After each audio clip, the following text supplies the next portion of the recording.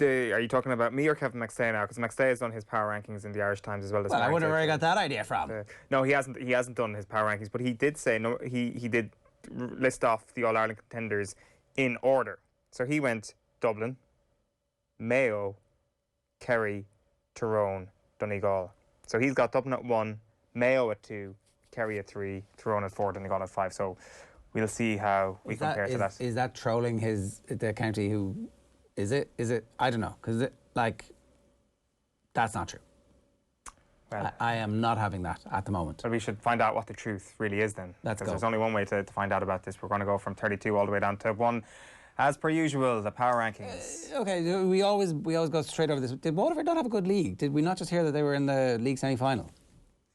The league semi-final was as a result of them being in a 3-team division, I think. Okay. I'm going to say that they'd one win. They had a 1-point win over Wexford, they had a 15-point defeat to Carlow, and they had a 7-point defeat to Antrim.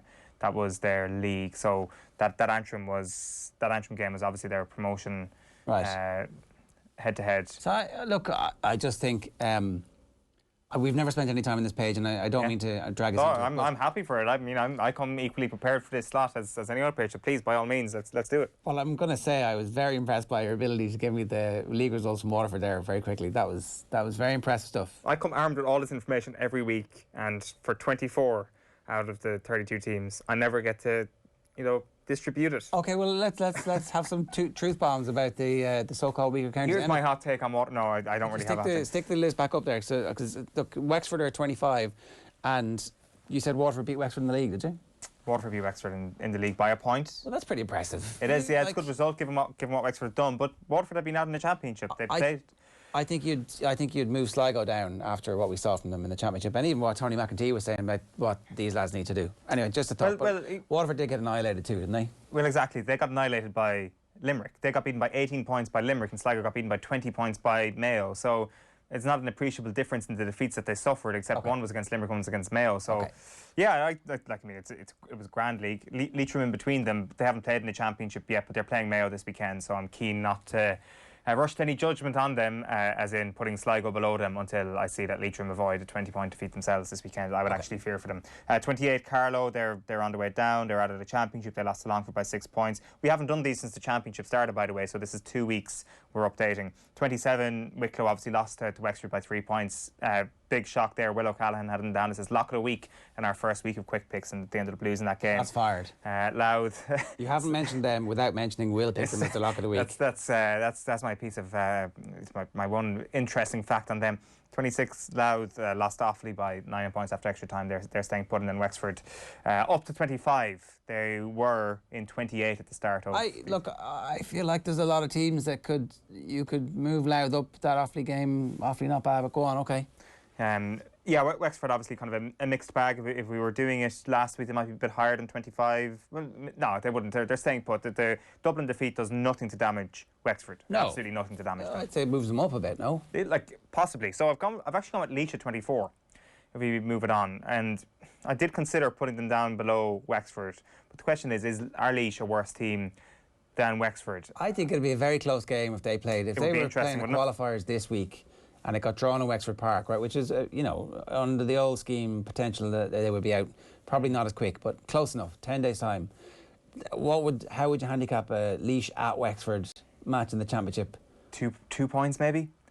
In favour of Laois?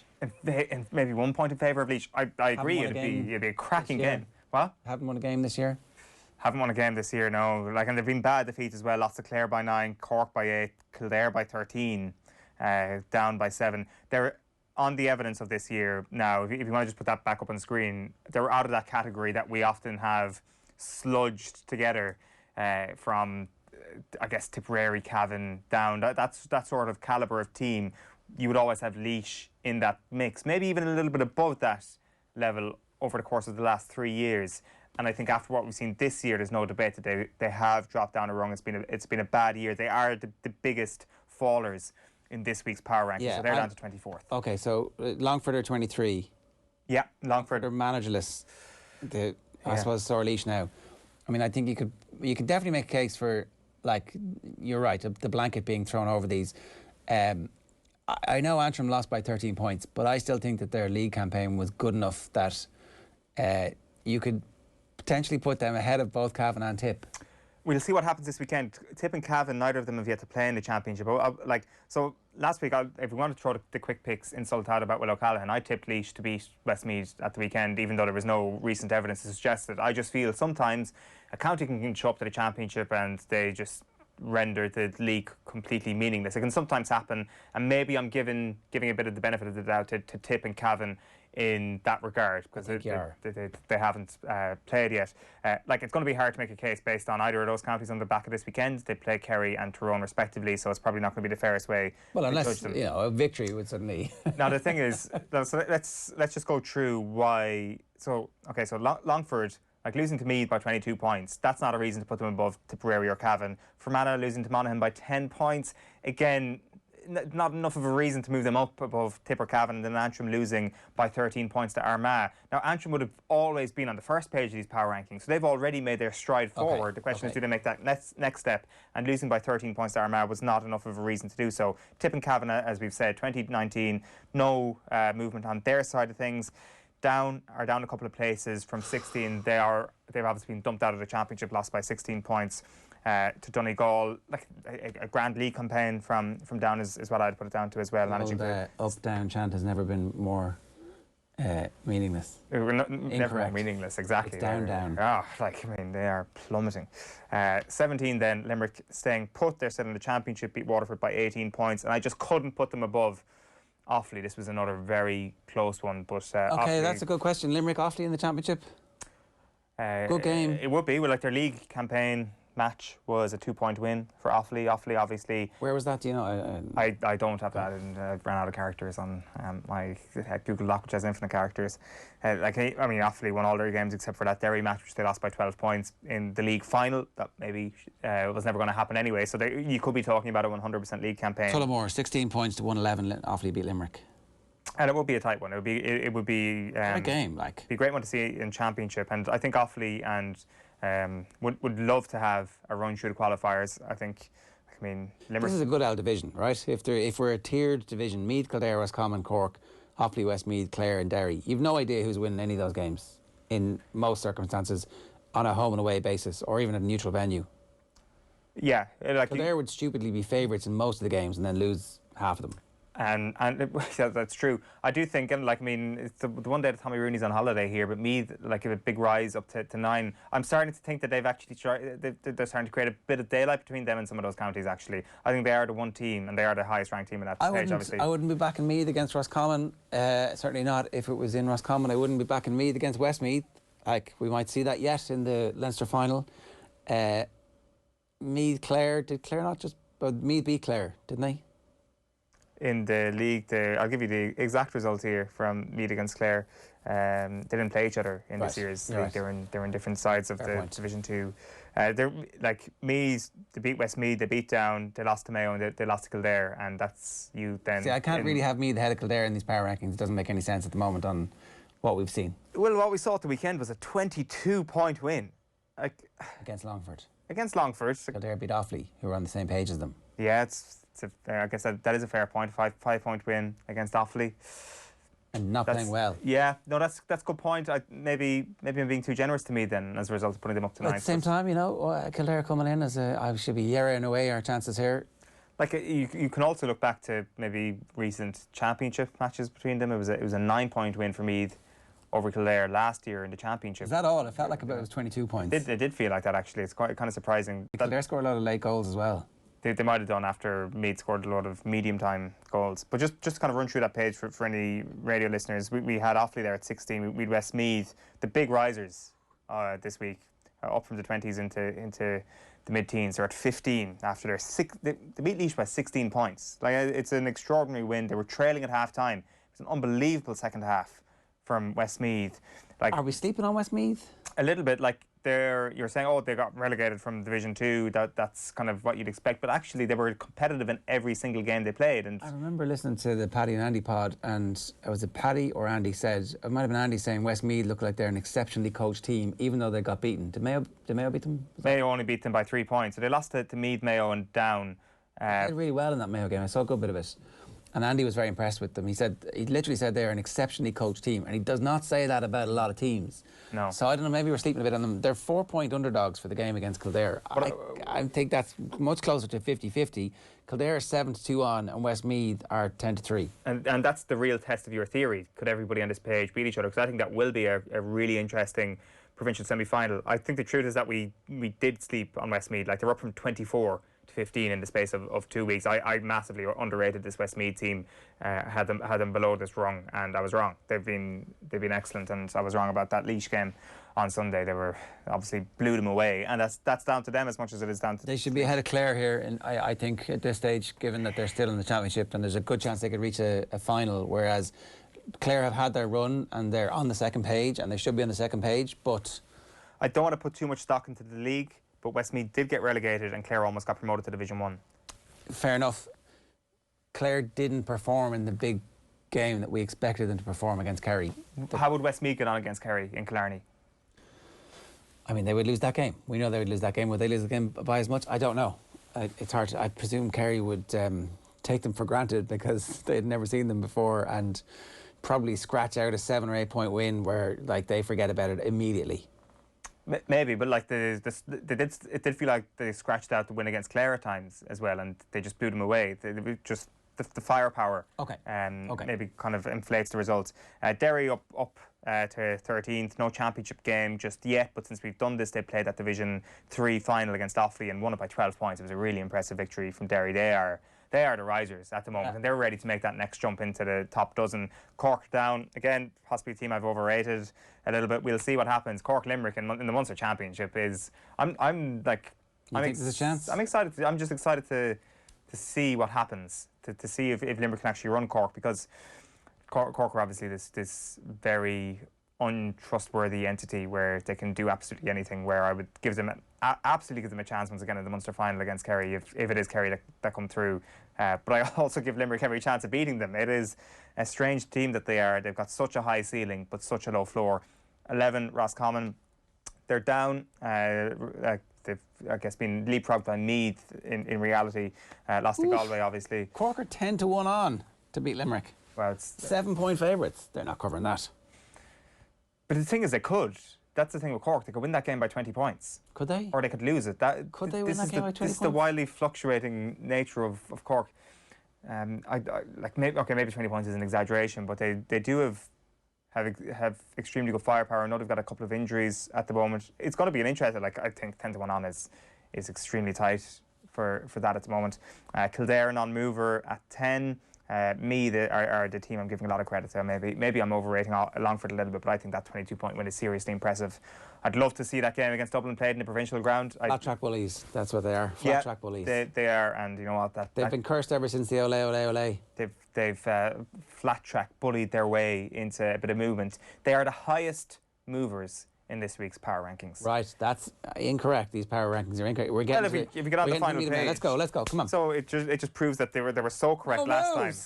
No, but that's what I mean. Not a single move. It just means that they were so perfect the last time. Have you just arrived in and realised I haven't done my homework? These are. I've gone through all of these. So there is. Tell the radio people so we can have a talk about this. There's no reason to move any of these teams. Galway are in at 8. No reason to doubt them. They beat Roscommon by 5 points. Monaghan are in at 7th. No reason to doubt them. They beat Fermanagh by 10 points. Armagh are in at 6th. No reason to doubt them. They beat Antrim by 13 points. Tyrone in at 5. No reason to move them anywhere. They haven't played a championship game. 4, Donegal, they beat down by 16 points. Mayo beat Sligo by 20 points. They're at 3rd. Kerry in at 2nd, beat Clare by 17 points. But if you had one doubt over one of these teams, it's actually in at number 1. Yes. Dublin, who can only get an 8-point win against Wexford. But they've got a little bit of credit in the bank, I think it's fair to say. Yeah, they do have credit in the bank, but these power rankings are for today. What would happen today?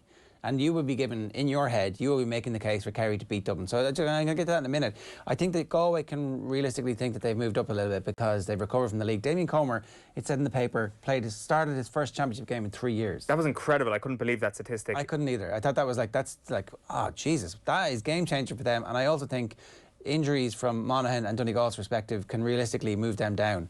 And I think Kieran McGeeney was very unhappy afterwards with the Armagh performance in terms of the quality that they showed, and yet they still did win by 13 points. So I don't know. I feel like Armagh could do a bit of damage yet.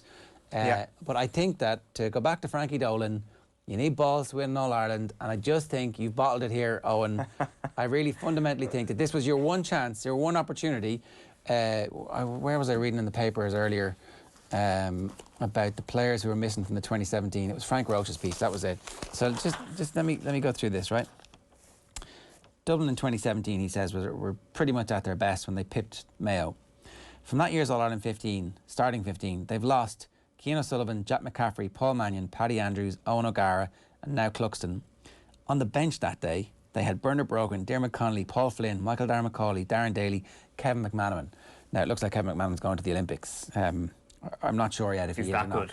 But, so they're the players who are missing, right? And the players who aren't still at their best, who were playing that day, Philly McMahon and Johnny Cooper, who might not play.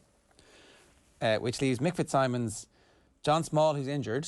Yeah, and that's a big injury. James McCarthy, Brian Fenton, Kieran Kilkenny, and Dean Rock, who's just coming back injured into as well, isn't he?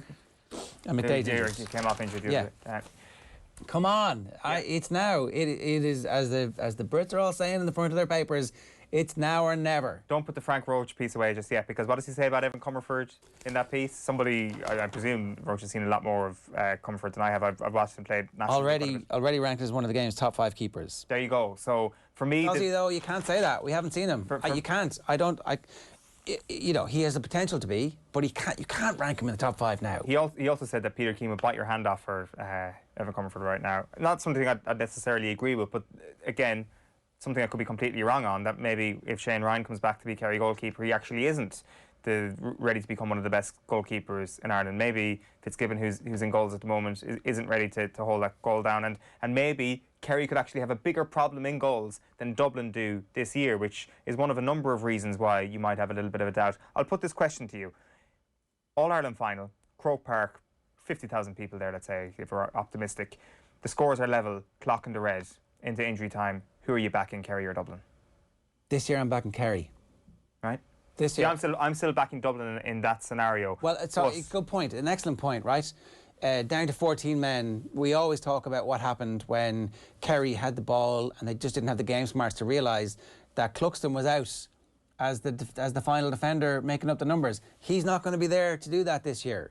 He's not going to be able to say, OK, don't worry, I've got whoever it was it Tommy Walsh, whoever he was marking, he'd push up to mark in those last few minutes.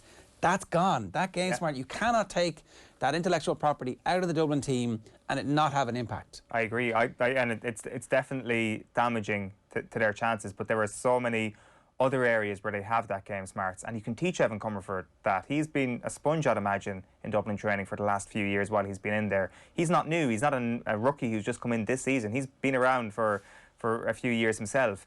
Like, Dublin are going to be fine is the likely outcome here. Are they going to be fine? Are they? Is it like we kind of said that the whole way along with when Kilkenny were going for their 5 in a row, it was all going to come good. But like Kilkenny, I don't know if everybody remembers, they played 2 guys with cruciate ligament injuries in the All-Ireland final because teams are absolutely desperate to keep things going. But you can't last forever. At some point that cycles off, and then I've no doubt they come back harder and stronger next season with a bunch of new players who are at a very, very high level because they've been conditioned by the culture, and you still have Fenton and Conn and Kilkenny. But that's like, you can make a plan for Fenton and Conn and Kilkenny when you don't have to also worry about Connolly and Brogan and Paul Flynn and McManaman's coming off the bench to be a completely different challenge. Right. All of a sudden, the number of problems that Dublin pose to you is not the same as it used to be. Paddy Small's a good player. Paddy Small's a good player, but is he one of the all-time greats just yet? Is he at that level? Not quite. No, but like I agree with what you're saying. Scully's very good, but like, is Scully's form going to persist the whole way through? So it comes down to this: who is going to be the Lar Corbett in football? Because that is what it will take for the first one. All I'm saying is just for the first one. For the first time for Dublin to get knocked off the perch, it'll take a Lar Corbett in an All-Ireland final. And absolutely, that's why Kerry are number 2 and why they're have 4 or 5 of them. Kerry actually have 4 or 5 potential Lar Corbetts in that team, and you know it. And that's why I'd worry about Mayo. I think Tyrone and Donegal potentially have that this season. Obviously next year when Killian's back, Mayo will have that as well. So my question then comes back to, can Kerry get into a position where they're 4 points up when the clock is in the red rather than level scores in the red? Because I don't think they win the All-Ireland if they're in that. And that goes for every team. I think they're the team best placed to have a 4-point lead in Dublin going into the clock in the red. That's why they're at number 2. But are they good enough to get that lead up? I think it's going to be decided on the day. I'm still obviously not committed to them. I haven't looked this up, and I'm sure they could change it if everything was good with replays and stuff. But I think it's going to be decided on the day, isn't it? Oh, yeah, sorry. I actually don't know for sure off the top of my head. I think that's important because for once, you look at the Dublin bench and it's not as strong as it has been. Look. That's actually fair. I realise that everybody who is a Dublin fan is like, this is not what you've been saying for the last 5 years, and you've been saying the county should be split into 4 because of the numbers, and I still believe that. That doesn't mean that these retirements aren't going to have an impact. I'm also conscious, like I think this could be a really, this could be a far more realistic conversation in 2 weeks' time after we see Dublin finally get their homecoming. They're back at Croke Park with 10,000 people there, hopefully. Yeah, not challenged until the All-Ireland semi-final this year. But it's a good, I think Meath is always a good temperature check now. It's a different temperature check to what it used to be in the 2000s, where if they win, they're in good shape. The temperature check now is that can they beat Meath by over 16 points? And what was it was a 4-3 at half-time a couple of years ago? And that was the one that gave us this false sense of hope. It was something like that. Meath had certainly only 3 points, and did they not score in the second half or something like that? I think Meath had missed a couple of goal chances as well. Yeah, and there was an early burst from Meath last year in that game as well, and things just kind of fizzled out. And Dublin just have this gear that no other team has in the country. And like it's Conor O'Callaghan catching a kick out and storming through the middle of your defence and saying, "This is my game." Conor O'Callaghan didn't even score at the weekend. Yeah. So are we saying that that's going to be the norm for the rest of the year? Absolutely not. He's one of the best players in the country. He's one of the best forwards of his generation. So that's going to be corrected. There are a number of other things you can go through in this Dublin team that are going to be corrected over the next little while. And we're assuming they're going to be corrected because they always have been. Conor O'Callaghan will definitely be corrected. Past performance is not an indication of future whatever. Terms and conditions apply. That's the thing. Kind of, but I think we can be pretty certain when it comes to McCarthy and Fenton and Conn and Put Kerry in at number 1. Come on, move it, change it. This is your time. Are Kerry the best team in the country right now? Yeah, right now they are. I think they're the best contender right now. to Dublin This week they are. Dublin just struggled to get over the line against Wexford. Like, I mean, you could like, is it actually the? So if we're going to just base it on championship performances, like, is the win against Clare actually the best performance we've seen so far? I think not, to be honest. So, like, Dublin did struggle against Wexford. It's just stupid to think. Give me a percentage chance that Dublin are going to win the All-Ireland based on the evidence right now. One word. What 60. percentage? 60. All right. Okay. Here, if the actual Kerry panel are half as scarred by Dublin as Sheahan are, they'll never get over the line, says Will on YouTube. I don't think I'm... Yeah. Is it scarred by Dublin to suggest that Conor O'Callaghan is going to be better than scoring 0 points against Wexford? Yeah, OK. He's obviously going to score, but maybe there was a plan in place. Maybe the evidence is so overwhelming that what the plan is for Conn not to score? You've got access. Maybe they marked him properly. Maybe Wexford had a plan for Conn that worked. Like, unlike the game where he ran riot in the league against the team that you were saying are going to win the All-Ireland, like against... I mean, there's a lot of... That game was a draw. That game was a draw, but Conor O'Callaghan destroyed the defence he was up against. I don't know. It's tight, and it is like it is as close as I think that it's been since we started doing these. A hair's breadth, and I'm just tilting it towards Kerry for the sake of. Okay, let's make a promise here. If Meath can come within 6 points of Dublin and Kerry uphold their end of the bargain against Tipperary, this day next week, there will be a change at the top of the rankings. Well, it'll be 2 weeks because Dublin aren't out until Sunday week. But the week after that, for sure, Kerry and Dublin will both have played again. And if Kerry do over a 15-point win against Tip and Meath come within 6 points of Dublin, I'll move Kerry up to number 1. All right. OTB AM is brought to you by Gillette. Good morning. Start with Gillette. Put your best face forward with their new and improved razors.